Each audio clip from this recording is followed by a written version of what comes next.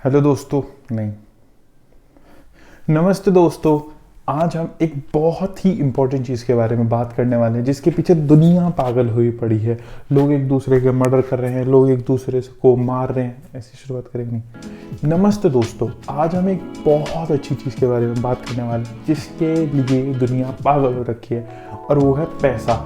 और जब तक हम किसी चीज़ को समझ नहीं सकते, ना हम उसको यूज़ कर सकते, ना उसको अच्छे से हम रख सकते, ना उसको अच्छे से मैनेज कर सकते, तो इसलिए हमें हर चीज़ समझना बहुत बहुत ज़्यादा ज़रूरी होता है। तो आज हम समझेंगे व्हाट इज़ मनी। तो इसकी शुरुआत करते हैं मानव जाति की बहुत बड़ी इन्वेंशंस में से। तो इसकी हम शुरुआत करते हैं। मानव जाति ने बहुत सारे इन्वेंशंस करे।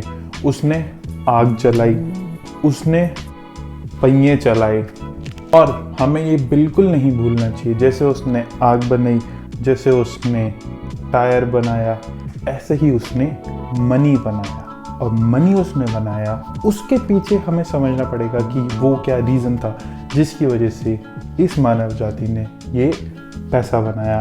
तो उसके लिए हमें समझना पड़ेगा बार्टर सिस्टम। अब ये बार्टर सिस्टम क्या होता है, इसको समझिए। ओके, तो बार्टर सिस्टम, जब हम हिस्ट्री में जाते हैं,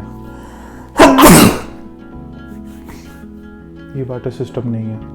ओके, तो जब हम हिस्ट्री में जाते हैं तो बार्टर सिस्टम क्या है। बेसिकली बार्टर सिस्टम होता था जब हमारे पास पैसा नहीं था। अब पैसे से पहले हम कैसे ट्रांजैक्शंस करते थे। मेरे पास तो चावल है और आपके पास गेहूं है, तो आपको चावल चाहिए तो मैं आपको चावल दे दिया करता था, और आपके पास मेरे को गेहूं चाहिए तो आप मुझे गेहूं दे दिया करते थे, क्योंकि उस टाइम पे पैसे का कॉन्सेप्ट नहीं आया था। बट फिर पैसे का कॉन्सेप्ट लाया क्यों गया, उसका रीज़न ये है कि बार्टर सिस्टम में एक बहुत बड़ी प्रॉब्लम थी। और वो प्रॉब्लम क्या थी।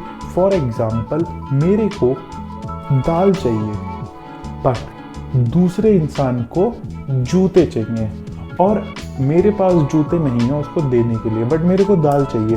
तो इस तरीके से बहुत बार हमें जो चीज़ें चाहिए होती थी वो हमें नहीं मिल पाती थी। तो इस प्रॉब्लम को ख़त्म करने के लिए ह्यूमन काइंड ने, मानव जाति ने एक चीज़ बनाया, पैसा, जो अपनी एक वैल्यू रखता था।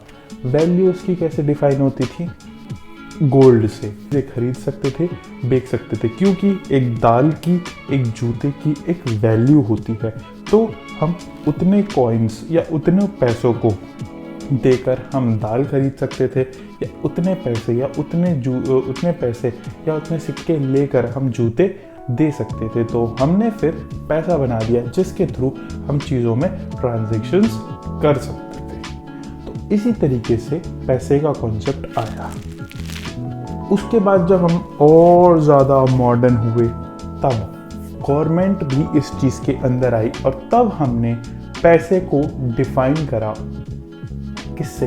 क्योंकि पहले तो कॉइन्स चलते थे, पहले तो गोल्ड कॉइन चलते थे, सिल्वर कॉइन चलते थे, बट अब क्या चलते हैं, पैसा चलता है, अब नोट चलता है। अब जो नोट चलता है उसकी वैल्यू कैसे डिफाइन होती है, तो गवर्नमेंट ने एक रूल बनाया था कि जितना गोल्ड होता है, प्रॉपर गोल्ड, उसको हम वैल्यू मान के कुछ नोटों को प्रिंट करेंगे, और जितना उस गोल्ड की वैल्यू है उतने ही उन नोट की वैल्यू डिफाइन होगी। तो वैसे तो जो नोट बनता है वो तो कागज़ से बनता है, बट नॉर्मल कागज़ की तो वैल्यू होती नहीं। क्यों नहीं होती?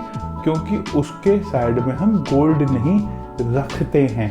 बहुत अच्छी चीज़ समझी होगी कि पैसे को हम तभी यूज़ कर सकते हैं जब उसकी वैल्यू डिफाइन होती है। अगर आपके कुछ सवाल हो तो प्लीज़ उनको कमेंट करना, इस YouTube चैनल को लाइक करना, सब्सक्राइब करना, शेयर करना।